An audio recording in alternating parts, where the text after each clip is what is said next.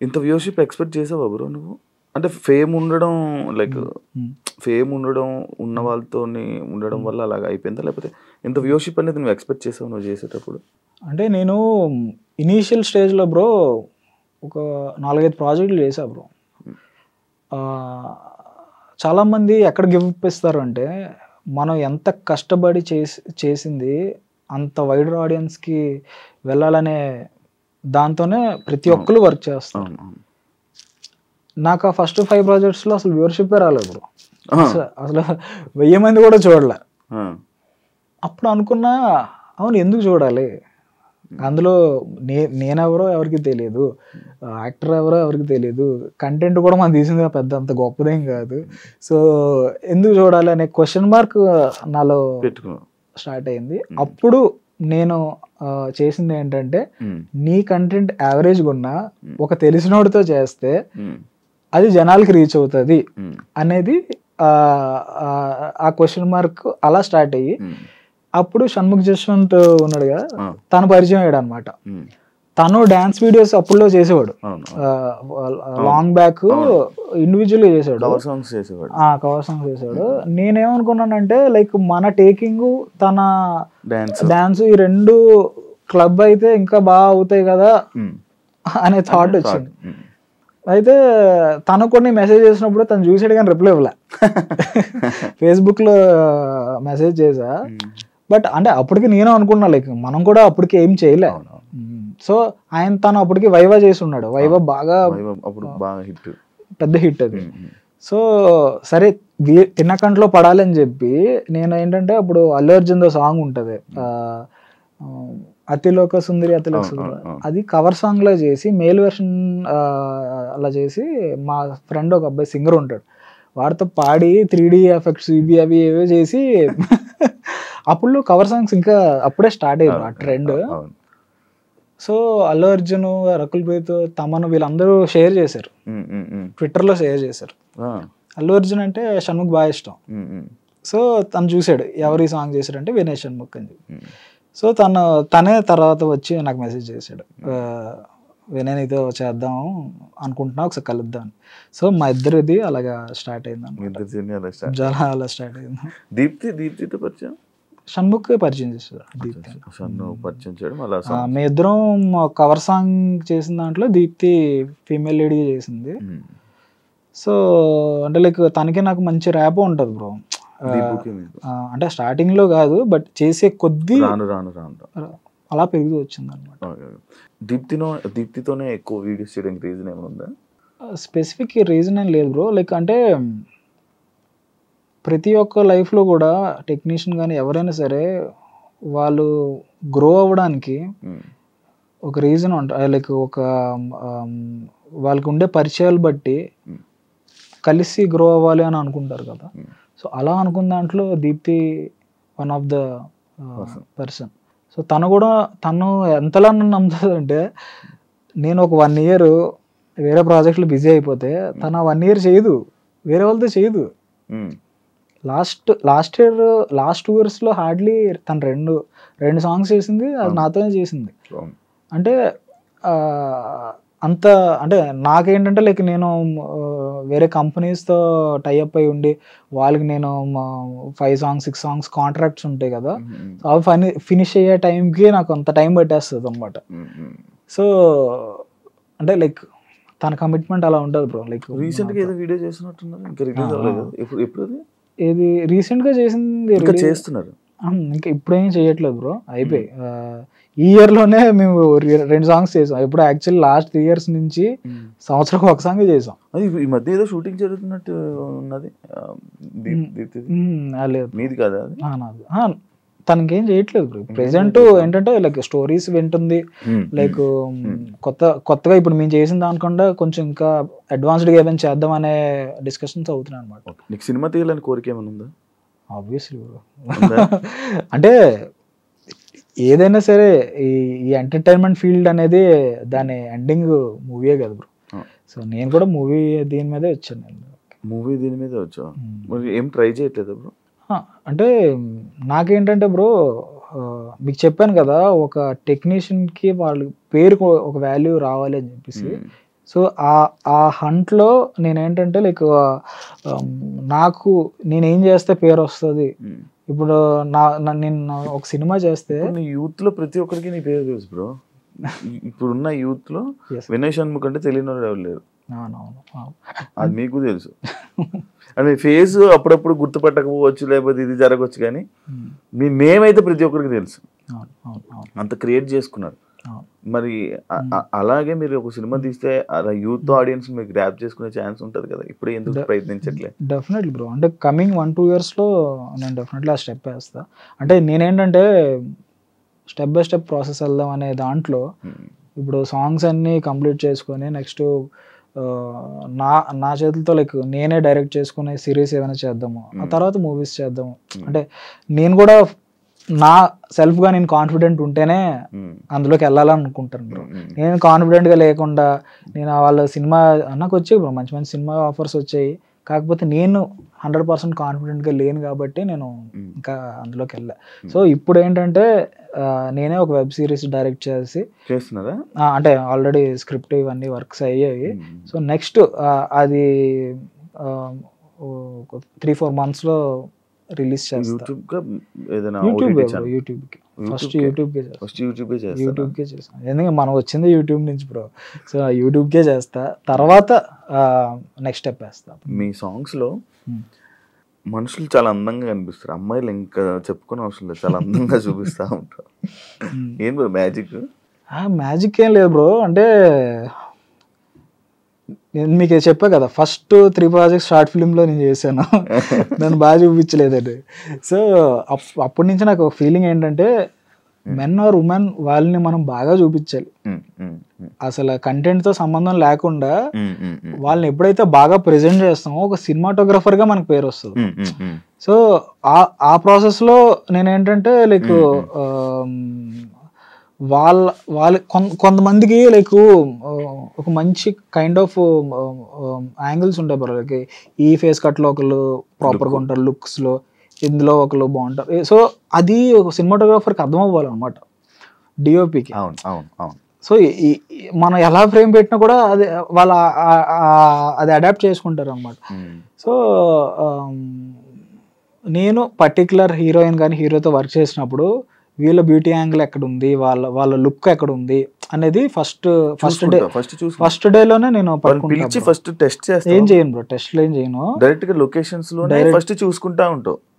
అంటే కొంతమంది తెలుసు కదా, కొంతమంది ఈ మధ్యకాలం ఇన్స్టాగ్రామ్ లో వచ్చాక రీల్స్ లో బాగా వైరల్ అవుతున్నారు కదా. సో వాళ్ళు ఆల్రెడీ వాళ్ళకి తెలుసు ఏ లుక్ లో బాగుంటారో వాళ్ళు తెలుసు, ఆ రీల్స్ అన్నీ ఒకవైపే ఉంటాయి.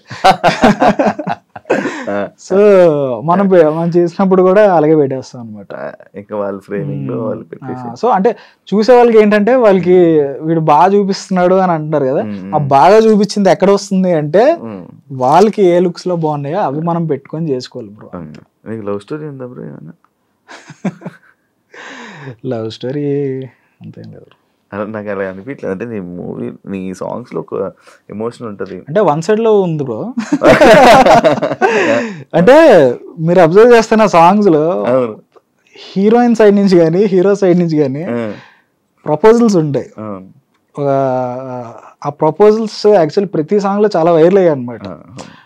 అంటే నాకేంటంటే అలా చెప్పాలి, నేను ఇలా చెప్పాలి అనుకున్నవన్నీ ఈ సాంగ్స్ రూపంలో చెప్పేస్తున్నావా? అంటే ఏం లేదు బ్రో, ఒక అబ్బాయి ఒక అమ్మాయిని ప్రపోజ్ చేయాలన్నా, ఒక అమ్మాయి ఒక అబ్బాయి ప్రపోజ్ చేయాలన్నా ఎలా యూనిక్ గా ప్రపోజ్ చేస్తే బాగుంటది అనే థాట్ ప్రాసెస్ అనమాట ఇది. సో నేనేంటంటే ఇలా చేస్తే బాగుంటది, అలా చేస్తే బాగుంటది అని అనుకుంటా కదా. సో అవన్నీ కూడా నేను నా సాంగ్స్ లో పెట్టాను అనమాట. సో అంతే బ్రో. క్రష్ ఉండే అంతే. క్రష్ అంటే ఆబ్వియస్లీ ప్రతి ఒక్కరికి అట్రాక్షన్ అనేది ఉంటది కదా. ఆమె ఉంది, చెప్పలేదు వెళ్ళి, ఇంకా అర్థం అవ్వలేదు ఆమెకి. అంటే అర్థమయ్యేలాగా మనం ఆ టైంలో ఏం చేయలేదు బ్రో. లవ్ ఫెయిల్యూర్ స్టోరీస్ సంబంధించినవి కూడా ఏమైనా ఉందా? బ్రేకప్ ఏమైనా ఉందా? బ్రేకప్ అంటే నేను నా ఫ్రెండ్స్ నా చుట్టుపక్కల ఉన్న వాళ్ళ పెయిన్ నేను చూసాను బ్రో. వాళ్ళు ఒక బ్రేకప్ అయినప్పుడు కానీ లేకపోతే ఒక రిలేషన్ కంప్లీట్గా ఎండ్ అయిపోయినప్పుడు వాళ్ళ ఫీలింగ్స్ ఎలా ఉంటాయో నేను లైవ్లో చూసా. సో నేనేం చేద్దాం అనుకున్నానంటే అవి కళ్ళకు గట్టగా అదే లైక్ వాళ్ళని నేనైతే ఎలా అయితే నేను వాళ్ళని చూసానో అలాగా మన ఆడియన్స్కి చూపిద్దాము అనే దాంట్లో నువ్వు తీసుకుంటే అంతా రియాలిటీ బ్రో. నీ ఫ్రెండ్స్ కానీ లేకపోతే బ్రో మీరు నా మ్యూజిక్ వీడియోస్ చూస్తే ఎక్కడ కూడా డ్యాన్స్ ఉండదు, ఇవేం ఉండవు. ఎందుకు ఉండవు అంటే నేను రియాలిటీకి దగ్గరగా చేద్దాము అనే దాంట్లో ఉంటాయి. చాలా మంది అడుగుతారు కూడా డ్యాన్స్ వీడియోస్ ఇవన్నీ చేయొచ్చు కదా అని అంటారు. అవి చేసిన వాళ్ళు చేస్తూనే ఉన్నారు బ్రో. లైక్ వాళ్ళు చేస్తున్నారు కదా, మనం ఇలా చేద్దాం, అవే చెయ్యాలని రూల్ ఏం లేదు కదా. సో జనాలు ఏదైతే అడాప్ట్ అవుతున్నారో వాళ్ళకి దగ్గరగా వాళ్ళ ఆ ప్రెసెంట్ సిచ్యువేషన్లో ఉన్నారు. అంటే నేను చేసే సాంగ్స్ చాలా మంది వాళ్ళ ప్రెసెంట్ సిచ్యువేషన్, నా సిచ్యువేషన్ ఎలా ఉంది, మీరు కరెక్ట్గా అది చూపించారు అని చెప్పేసి చాలా మెసేజెస్ వస్తూ ఉంటాయి అనమాట. అవి చూసి చాలా హ్యాపీ ఫీల్ అవుతా. ఓకే, మోస్ట్ ఆఫ్ ద ఆడియన్స్ని మనం కనెక్ట్ అవుతున్నారు. బ్రో మీది సామాజిక వర్గమన కదా? ఏది బ్రో సామాజిక వర్గమన? అది ఎందుకు బ్రో డిలీట్ అయింది అంటే? సామాజిక వర్గం దీనికి ఒక పెద్ద కథ ఉంది బ్రో. యాక్చువల్లీ మేము కవర్ సాంగ్స్ చేసిన దాంట్లో ఎక్కువ బడ్జెట్ ఎక్కువ టైం తీసుకొని చేసింది ఇదే ఈ సాంగ్. ఆల్మోస్ట్ నేను ఒక సాంగ్కి ఆల్మోస్ట్ 28 days ఆల్మోస్ట్ 1 month వరకు కష్టపడి అటు ఇటు ఏ లొకేషన్కి వెళ్ళి చేసాం. షణ్ముఖ్, దీప్తి అందరూ కష్టపడ్డారు. ఖర్చు కూడా బాగానే అయింది. అయితే ఏమైందంటే రిలీజ్ అయిన తర్వాత ఈ సినిమా సాంగ్ ఒరిజినల్ సాంగ్స్ కన్నా మాది ట్రెండింగ్ 1లోకి వెళ్ళిపోయింది. ఒరిజినల్ గా సినిమాలో చేసే సాంగ్స్ కింద ఉన్నాయి. అయితే ఆ ప్రొడ్యూసర్స్ పలానా మ్యూజిక్ ఛానల్ వాళ్ళకి ఫోన్ చేసి ఇలా మెయిన్ సాంగ్ అన్ని కింద ఉండి కవర్ సాంగ్స్ పైన ఉన్నాయి ఏంటండి అని చెప్పేసి డిలీట్ చేయించారు అనమాట. అప్పుడు అనిపించింది, అబ్బా ఎంత కష్టపడి చేసి అంటే డైరెక్ట్ డిలీట్ చేయడం ఏంటి, కొంచెం బాధేసింది బ్రో. రెవెన్యూ షేర్ చేసుకుని కాపీ చేసుకుంటే అయిపోయింది కదా. అంటే అది వాళ్ళకు ఉండాలి బ్రో. ఇప్పుడు దీని నుంచి వచ్చే రెవెన్యూ ఎవరికి వస్తుంది బ్రో? వాళ్ళకే వెళ్తుంది కదా. కాపీరైటెడ్ సాంగ్స్ ఇవన్నీ, కవర్ సాంగ్స్ అంటేనే కాపీరైటెడ్. దీంట్లో వచ్చే ప్రతి రూపాయి వాళ్ళకే వెళ్తుంది. కానీ మరి ఆ ప్రొడ్యూసర్స్ చెప్పడం వల్ల మరి ఏంటో తెలీదు. ఇంకా నేను అప్పుడు ఫిక్స్ అయ్యా, ఇండిపెండెంట్ సాంగ్స్ చెయ్యాలి, ఇంకా కవర్ సాంగ్స్ ఇక్కడతో ఆపేద్దాం. ఇంకా మన ఈ హిట్ ఆఫ్ అట్ ఇప్పుడు ఏంటంటే కవర్ సాంగ్స్ లో ఆ సాంగ్ ఒక ఫేమ్ కూడా మనకి యాడ్ అవుతుంది వ్యూవర్షిప్ లో. ఇప్పుడు ఒక హిట్ సాంగ్ వచ్చింది అనుకోండి, మనం అది కవర్ సాంగ్ చేస్తే ఆ సాంగ్ వల్ల మనకి వ్యూవర్షిప్ అనేది వచ్చేస్తుంది. బట్ ఒక ఇండిపెండెంట్ సాంగ్ అలా రాదు. ఎందుకంటే ఆ సాంగ్ హిట్ అవుతే గానీ అది జనాల్లోకి వెళ్ళకపోతే వేస్ట్ ఆ సాంగ్. ఎక్స్పెరిమెంట్ చేద్దాం, ఒక 4-5 సాంగ్లు చేద్దాం, దేనికి వ్యూవర్షిప్ రాకపోతే పర్లేదు, ఇంకోటి అటెంప్ట్ చేద్దాం, రాకుండా ఉండదు అని గట్టిగా నమ్మి చేసిన ఫస్ట్ సాంగే 90 million కొట్టింది బ్రో. సో అప్పుడు నాకు కాన్ఫిడెన్స్ వచ్చింది, ఓకే వ్యూవర్షిప్ మాట్లాడాల్సిన అవసరం లేదులే. అంటే నేను వ్యూవర్షిప్ ఎందుకు మాట్లాడుతున్నాను అంటే బ్రో, ఒక సినిమా సక్సెస్ అయిందంటే దాని కలెక్షన్స్ కోసం చెప్తారు బ్రో. ఒక యూట్యూబ్ లో వీడియో సక్సెస్ అయిందంటే దాని వ్యూవర్షిప్ చెప్తారు అనమాట. సో నేనేం చెప్పదలుచుకుంటున్నానంటే, ఇలాగ ప్రయత్నించే వాళ్ళు ఆ వ్యూవర్షిప్ రావడానికి మనం ఏం చెయ్యాలి, డబ్బులు పెట్టడం కాదు, క్రియేటివిటీ. నీ క్రియేటివిటీ నువ్వు కంప్లీట్ గా పెడితేనే ఆ వ్యూవర్షిప్ వస్తుంది. సో దాని మీద కాన్సన్ట్రేట్ చేయండి అని చెప్తున్నాను. మీ ఇద్దరు బ్రదర్స్ కదా బ్రో? ఎవరు బ్రో? మీరు బ్రదర్స్ కదా, సిస్టర్ ఉంది నాకు. సిస్టర్? బ్రదర్ లేరా? లేదు. ఏం చేస్తున్నారు బ్రో? తను జాబ్ చేస్తుంది బ్రో. ఎప్పుడు బయటికి రాలే కదా? లేదా, తను కూచిపూడి నేర్చుకునేది బ్రో చిన్నప్పుడు. నేను కూడా డాన్స్ క్లాస్కి వెళ్ళేవాడిని. అయితే తను మంచి స్టేజ్ షోస్ ఇచ్చింది, మంచి చాలా అవార్డ్స్ కూడా ఉన్నాయి తనకి మా ఇంట్లో. బట్ ఏంటంటే లైక్ కంప్లీట్గా జాబ్, స్టడీస్ తీసుకురావాలని అనుకోలేదు ఎప్పుడు. నేను కెమెరాతో మా సిస్టర్ మీదే ప్రయత్నాలు చేసేవాడిని. మరి ఆ టైంలో ఎవరు ఉండేవారు కాదు కదా. మా సిస్టర్ మీద, మా కజిన్స్ మీద వాళ్ళని పెట్టి ట్రై చేసేవాడిని. అసలు మా బాబాయ్ ఉంటారు సత్యం అని చెప్పేసి, ఆయన హీరోగా పెట్టి కవర్ సాంగ్స్ అనమాట. ఎన్టీఆర్ది ఒక సాంగ్ ఉంటది, సో ఆ సాంగ్ పెట్టి I want follow you song ఉంటుంది కదా, ఆ సాంగ్ ని పెట్టి మా బాబాయ్ని పెట్టి కవర్ సాంగ్ చేసా. అదే నా ఫస్ట్ కవర్ సాంగ్ అనమాట. సో ఇవన్నీ నా కాన్ఫిడెన్స్ పెంచుకోవడానికి బ్రో, అంతే. ఖాళీగా ఉండకుండా ఏదో ఒకటి, ఎవరు ఉన్నారు లేరు అన్న దాంతో కాకుండా ఉన్న దాంట్లో చేసుకో, అంతే. మీరు ఈ ఫీల్డ్ లోకి వచ్చి ఇలా చేస్తున్నట్టు పేరెంట్స్ సపోర్ట్ అంతా ఓకేనా? అంటే ఇనీషియల్ గా నాకే కాదు బ్రో, ఈ ఎంటర్టైన్మెంట్ ఫీల్డ్ లోకి రావడానికి ఎవరైనా వాళ్ళ పేరెంట్స్ ఇబ్బంది పడతారు. ఎందుకు బ్రో? ఎందుకంటే ఇది న్యూస్లో కానీ మీరు ఎక్కడ చూసినా కూడా పాజిటివ్ అనేది చాలా తక్కువ ఉంటుంది, నెగిటివ్ అనేది చాలా ఫాస్ట్గా వెళ్ళిపోతుంది. సో ఆ విషయంలో చాలా భయపడతారు బ్రో ప్రతి ఒక్కరు. అంటే మీరు ప్రూవ్ చేసుకునే వరకు. సో నాది ఎలా ఉంది అంటే, లైక్ మా ఇంట్లో కూడా ఎవరికి ఇష్టం లేదు చేద్దామని. నేనేంటంటే ప్రూవ్ చేసుకోవాలి అని చెప్పేసి ఎవరికి చెప్పకుండా షార్ట్ ఫిల్మ్లు చేసేయడం, ఇలా నేను స్టార్ట్ చేశాను అనమాట. వన్ ఫైన్ డే మనం చేసిన వర్క్ న్యూస్ పేపర్లోని వీటిల్లోనే వచ్చాయి అనమాట. సో అప్పుడు మా పేరెంట్స్కి ఒక చిన్న కాన్ఫిడెన్స్ వచ్చింది, వీడు చేయగలడు అనే కాన్ఫిడెన్స్.